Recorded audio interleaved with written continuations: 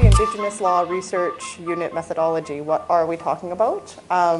One way is we're having a paper coming out very soon in the Lakehead Law Journal, the inaugural issue, called Gathering the Threads, co-authored by Val Napoleon and I, describing the methodology and giving some examples from a national research project, the Accessing Justice and Reconciliation Project. That was a project that kind of crystallized a method that developed from John Burroughs' work, where he started bringing out, I think, the way Indigenous people worked with stories for thousands of years. But he brought a common law lens and said we can retell these stories in a case brief format.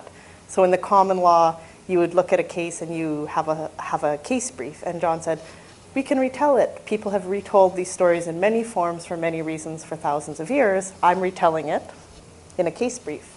And it was powerful because there's that real absence in Canadian political and legal thought, as if Indigenous people don't think, as if there was no reasonable legal orders here. That's such a powerful trope, as Val has talked about.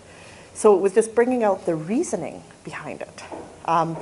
Then Val's work took it even further, where she didn't do the case briefing in her work, but she did the case method, where she gathered a lot of Gitxsan stories and a lot of interviews, and even looking at trial transcripts, because we don't have texts right now where we can just say, oh, here's what Cree law says, here's what Gitxsan law.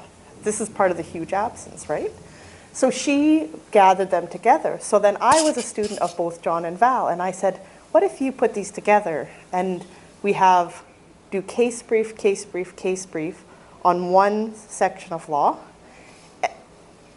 the way John did it, but then also the way Val did it, and do this in this very systemic way,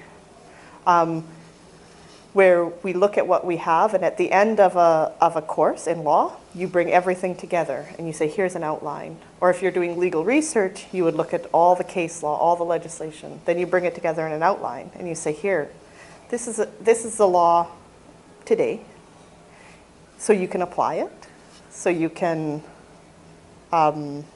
build on it when you have a new case. You can say, no, it doesn't apply to these facts, or these facts should change this principle.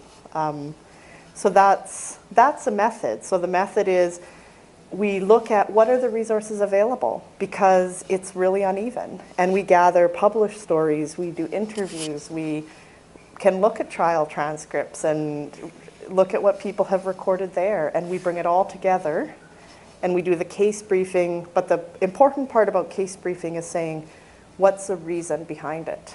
Indigenous people are reasoning people, and these were reasonable, full legal orders at some point before all the destruction.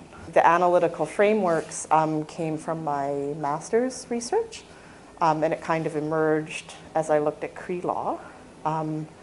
But it was very, very helpful for students and then for other people to say, here's a framework. It's not changing the law, but we're organizing it so you can grab it. We need that, and we need something transparent, so everything's cited. And it's fine to cite a dream, it's fine to cite an elder, it's fine to cite a published story, but every assertion, every declaration needs to be cited. Every rule, every exception. We need to see how the law works, because law is living and moving. That's a methodology in a nutshell.